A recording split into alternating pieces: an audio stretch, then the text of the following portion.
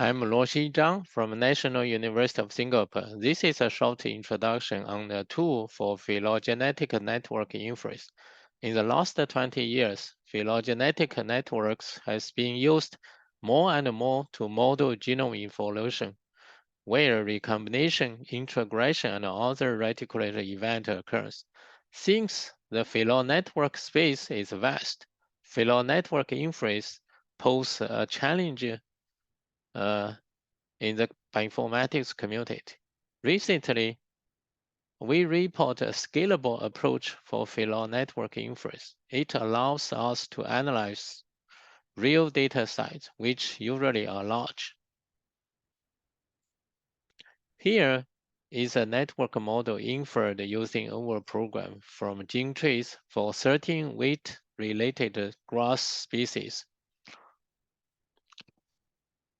We infer phylon network by solving the parsimonious phylon network inference problem, PPNI in short. The input to the PPNI problem is multiple gene trees on the same site of taxa. The output is a phylon network with the least binary reticulated node that display all the input gene trees.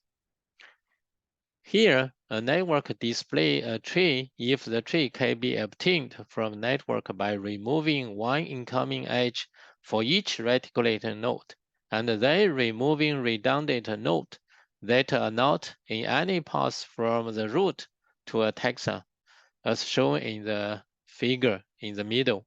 The key idea of our approach is to transform the PPNI problem into the shortest common supersequence problem for strings, SCS in short. Now let's look at how the algorithm works, which is illustrated in the figure 2. For each possible ordering on taxa, we construct a tree child network and then output the smallest one over all the obtained ones. The step of constructing a tree child network for each taxa ordering has 3 substeps. The first substep is for each taxa and each input tree compute a string called ALTS of the taxa in the trees, as shown in this figure. To this end, we first decompose each input tree into passes, as shown here.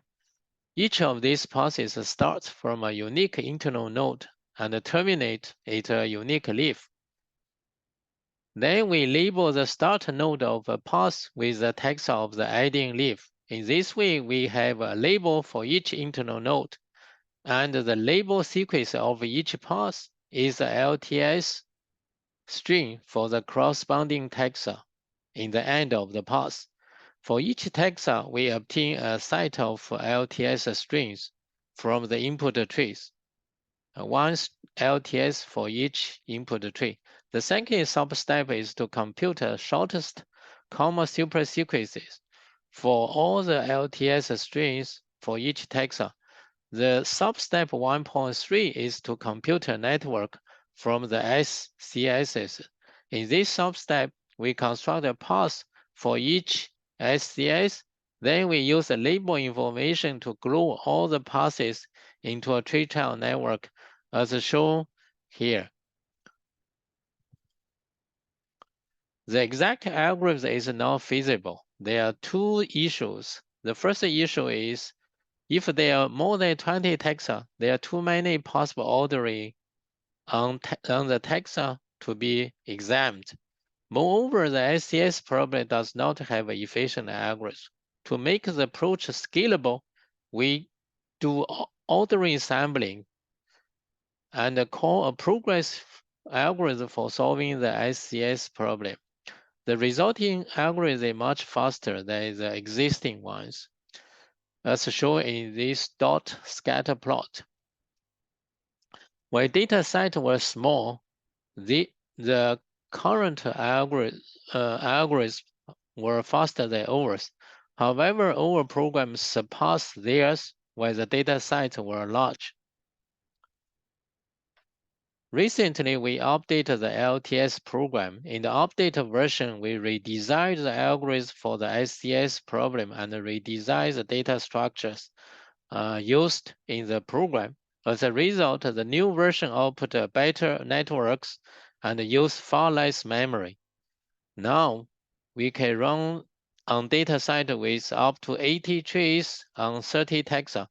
For a dataset of 18 trees on 20 taxa, the runtime ranged from 2.5 minutes to 35 minutes. The average runtime is 10.5 minutes. For a dataset of 17 trees on 13 taxa, the runtime ranged from 8 minutes to 29 minutes. The average runtime is 15.5 minutes, as shown in the figure 4. Here are the references for information. Our paper on ALTS will appear in Genome Research. For empirical data validation, we used gene trees from the first reference. ALTS program can be downloaded from my GitHub account. Lastly, the research was supported by a Singapore MOE research grant agency.